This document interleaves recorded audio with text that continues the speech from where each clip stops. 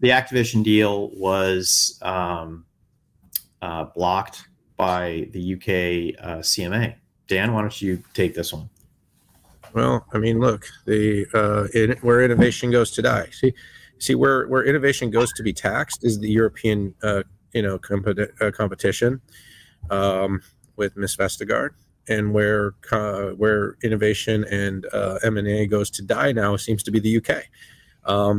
First it was which one was it? NVIDIA got blocked there with ARM. VMware is now, getting tied up with Broadcom in the UK at CMA. And now the CMA is saying that cloud gaming could be dominated by Microsoft if they were to acquire Activision because of a couple of I think it's Call of Duty. Is that the big one? Exactly. I'm not a gamer. I'm going to admit this. It's going to be embarrassing, but I'm not a gamer.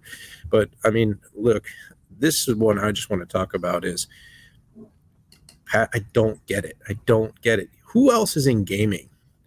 Okay, I mean, I'm just thinking about this. You got Sony, you've got Google has a gaming offering, you've got NVIDIA, GeForce has a streaming gaming offering. I mean, I just you name off those three, and you're like, that's at least three massive companies with tons of financial capability to offer gaming. And then you have a whole market of mobile gaming, which has very little to do with this. And what I'm saying is, how in the world do you really think this is going to truly block and create a lack of competition in the particular space?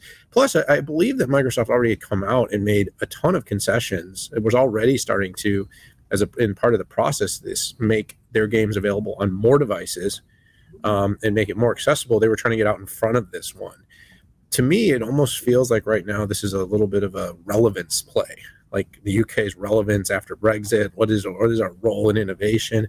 And to basically come out and say, we're going to block every deal that comes across our desk.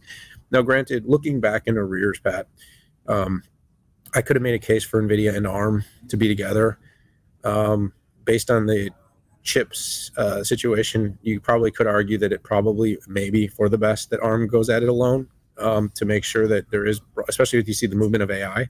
So maybe they got that right. But here's the other problem I have, Pat, is how much are we regulating what might happen versus how much are we regulating what has happened? Because as far as I know, the mandate of our regulators when it comes to these things is not to predict what might happen in the future, what's possible to happen. Because you could say in any case, every deal could be blocked for that reason about what might happen in the future. Yeah. You have to look at current situation, market share, competition, consumer harm. And like I said, I never understand this, but it's always to me is so Apple can have an app store where they can charge the most significant tax in the planet and make nothing available to anybody without paying that toll. But in a market where there's at least 4 or 5 major competitors that have the opportunity to compete, they're going to say that this deal. So I don't know if I'm as angry or frustrated about the UK blocking this deal as I am with them blocking all deals. And we talked a lot. You and I have talked ad nauseum about the Broadcom deal with VMware. But Pat,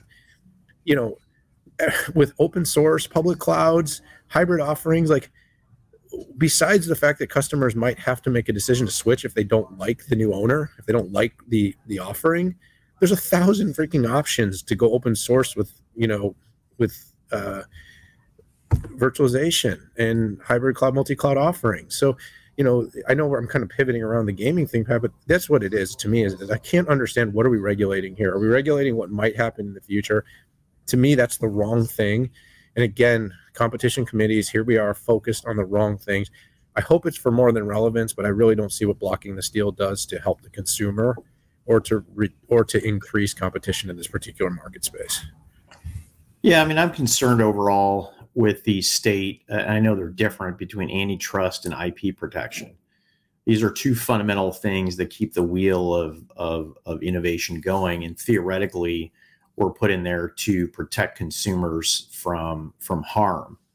So, but a couple trends that disturb me a lot, the shifting from actual consumer harm to theoretical consumer harm.